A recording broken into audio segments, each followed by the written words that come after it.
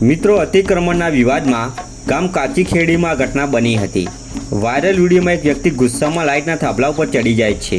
તેને ઉતારવા આખું ગામ ભેગું થઈ જાય છે, પરંતુ કોઈનું કહ્યું આ વ્યક્તિ માનતો નથી। તો જુઓ આ પૂરો વિડીયો અને આ વિશે તમે શું કહેશો તે કોમેન્ટ કરીને જણાવો।